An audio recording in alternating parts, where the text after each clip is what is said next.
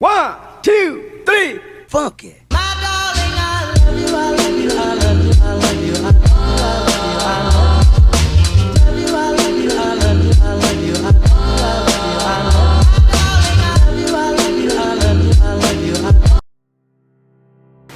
Hi guys, welcome back to my discussion. So for today's video, I'll be discussing to you guys the chapter 3 of CMTA, which is the free zone, and it's covered in section 814 to 817. So without further ado guys, let's start the discussion. So what is free trade zone in the Philippines? Free trade zone in the Philippines refers to the isolated police area adjacent to a port of entry such as seaport or airport, where imported goods may be unloaded for immediate transshipment of stored, prepacked, sorted, mixed, or otherwise manipulated. So what is free zone as defined by the law? So free zone refers to the special economic zone registered with the Philippine Economic Zone Authority or the PEZA. So free zone must be registered with the Philippine Economic Zone Authority. As amendment duly charted or legislative special economic zone and Freeport zone such as Clark Freeport Zone, Porop Freeport Zone, Johnny High Special Economic Zone, and Subic Bay Freeport Zone under Republic Act No. 7227 as amended by Republic Act No. 9400. The Aurora Special Economic Zone under Republic Act 9490 as amendment. The Cagayan Special Economic Zone and Freeports under Republic Act No. 7922, the Zamboanga City Special Economic Zone under Republic Act 7903, and the Freeport Area of Bataan under Republic Act No. 9728, and other such freeports as established or may be created by the law. Next, why Ecozone established in the Philippines?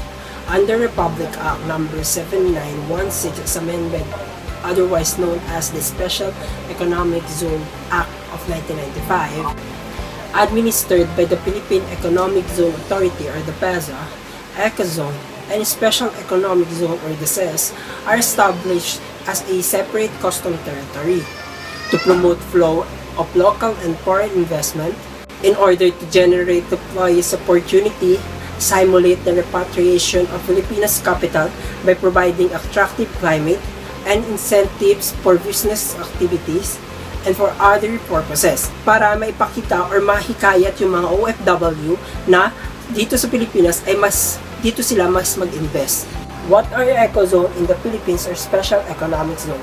These are the selected areas of highly developed or which have the potential to be developed into agri-industrial, recreational, tourist, commercial, banking, investment, financial center whose mets and bonds are fixed or delimited by President Proclamation. So one of the classification is the industrial state. What is industrial state? Industrial state in the Philippines refers to the tract of land subdivided and developed according to a comprehensive plan under unified continuous management and with the provision basis, infrastructure, and utilities with or without pre-built standard factory building and community facilities for the use of community of industry. The second classification is the export processing zone. What is export processing zone? It refers to the specialized industrial state located physically or administratively outside the customs territory and predominantly oriented to the export production. Enterprise located at export processing zone are allowed to import capital requirements and raw materials free of duties and taxes and other import restrictions. So, export processing zone must be predominantly oriented for export production and must be subject for exportation. The third one is free trade zone. What is free trade zone? It refers to the isolated police area adjacent to the port of entry such as seaport or airport, where imported goods may be unloaded for immediate transshipment or stored, repacked, sorted, mixed, or otherwise manipulated. However, movement of these imported goods from free trade area to non-free trade area in the territory shall be subject to the custom and internal revenue rules and regulation. The fourth one is Tourist and Recreational Center. It refers to an area within the Ecozone where tourist accommodation facilities such as hotels, apartels, tourist inns, pension house, resorts, sports, or recreational center or facilities are provided to render tourist service for both local and foreign tourists, travelers, and investors in accordance with guidelines issued by PESA. Is there criteria in establishing an ecozone in the Philippines? Yes, there is criteria in establishing an ecozone in the Philippines. The following criteria in establishing an ecozone in the Philippines are: identification of the proposed area as the regional growth center in the medium-term Philippine Development Plan or by the Regional Development Plan. Number 2, the existence of required infrastructure in the proposed ecozone, such as roads, railways, telephones, ports, airports, and etc., and the suitability and capacity of the proposed sites to absorb such improvements. The third one is the availability of water source and electric power supply for the use of the ecozone in the Philippines. Number 4, the extent of vacant land available for industrial and commercial development and future expansion of the ecozone in the Philippines, as well as land adjacent to the ecozone available for development of residential areas of the ecozone workers. Number 5, the area must significant incremental advantage over the existing ecozone and its potential probability can be established. Number 6, strategic location of the area for ecozone in the Philippines. Number 7, the area must suited where controls can easily be established to curtail smuggling activities. The next one is how many ecozone are there in the Philippines? Based on my research, the Philippine government has approved 12 new ecozone in June 2020, which will comprise of IT centers, IT parks, and manufacturing zone. The country's largest government investment agency, the Philippine Economic Zone Authority or PESA, will manage the economic zone. In June 2020, there are currently more than 400 economic zones in the Philippines, each providing their own different fiscal and non-fiscal incentives to foreign investors. Now let's proceed to the section 814. When goods are admitted and withdrawn. When shall the goods be admitted into a free zone?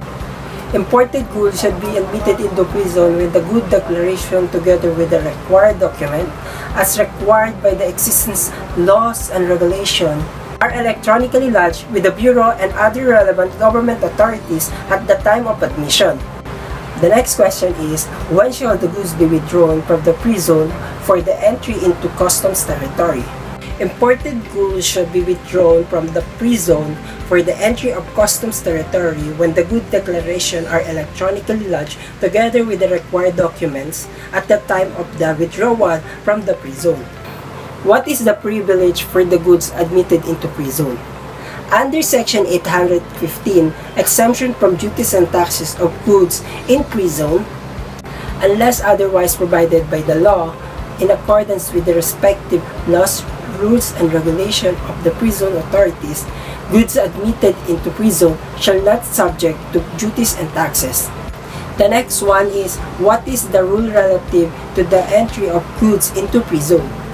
Under Section 816, movement of goods into and from free zone, the entry of goods into free zone, whether directly or through custom territory, shall be covered the necessary good declaration for admission or transit.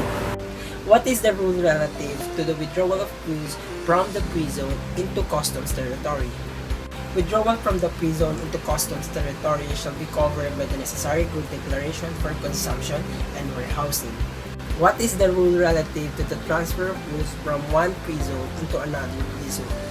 Transfer of goods from one free zone into another free zone shall likewise be covered by the necessary transit permit.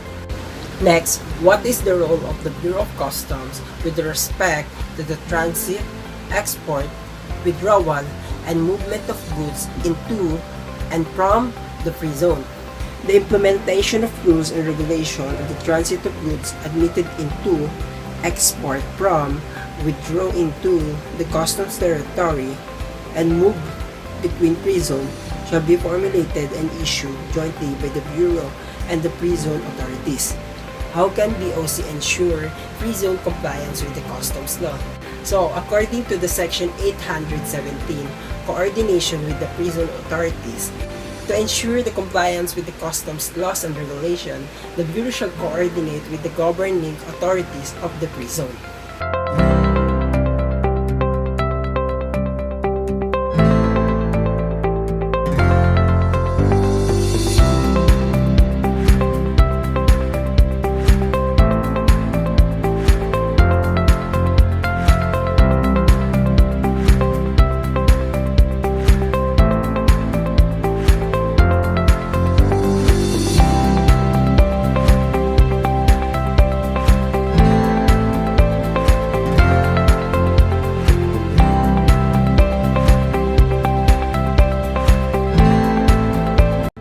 So that's all for today, guys. I hope you learned something from my discussion. So always keep safe and God bless. Until we meet again, guys. Bye!